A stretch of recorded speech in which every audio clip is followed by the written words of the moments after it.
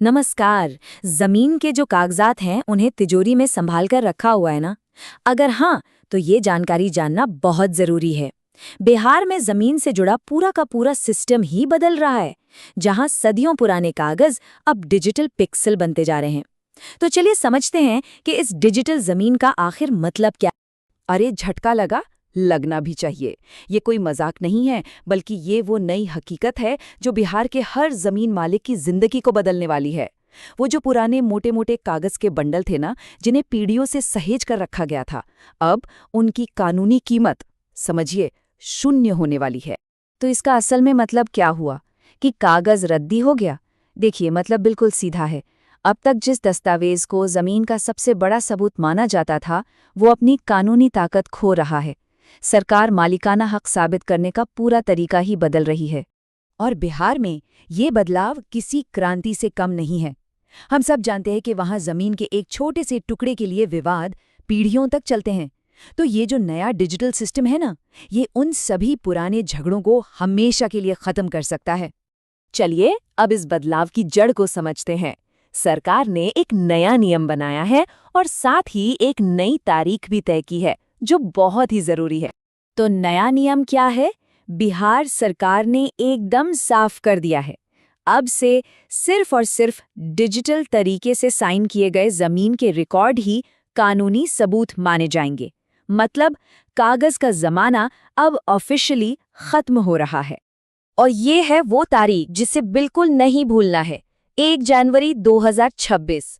इस तारीख के बाद पुराने कागजी रिकॉर्ड किसी भी अदालत या सरकारी दफ्तर में बस एक कागज का टुकड़ा बनकर रह जाएंगे और कुछ नहीं।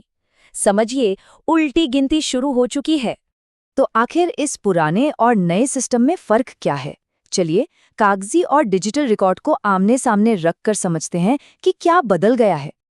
अरे हाँ, इस तुलना से पहले एक शब्द को समझना बहुत जरूरी है, दाखिल खारिज। ये वो सरकारी प्रक्रिया है जो ये तय करती है कि जमीन बेचने या खरीदने के बाद सरकारी रिकॉर्ड में असली मालिक का नाम किसका होगा।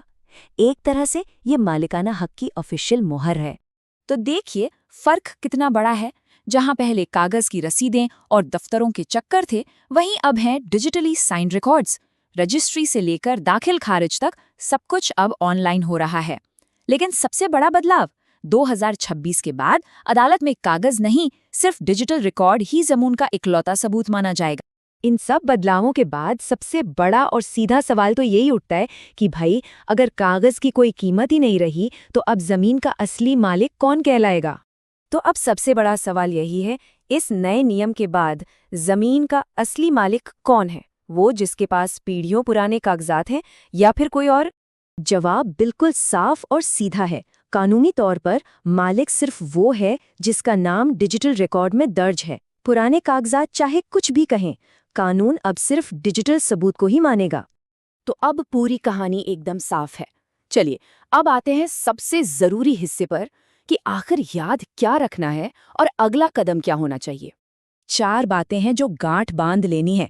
पहली बात, पुराने जमीन के कागज अब अपनी कानूनी कीमत खो रहे हैं। दूसरी बात, सिर्फ डिजिटल रिकॉर्ड ही अब असली सबूत है। तीसरी, आखिरी तारीख है 1 जनवरी 2026। और चौथी बात, अब सब कुछ ऑनलाइन हो गया है। और आखिर में ये सारी जानकारी एक ही सवाल पर आकर टिकती है, जो हर किसी को खुद से पूछना चाहिए। क्या जमीन का रिकॉर्ड डिजिटल हो गया है? क्योंकि याद रखिए, अब कागज नहीं, पिक्सल ही जमीन की असली पहचान है।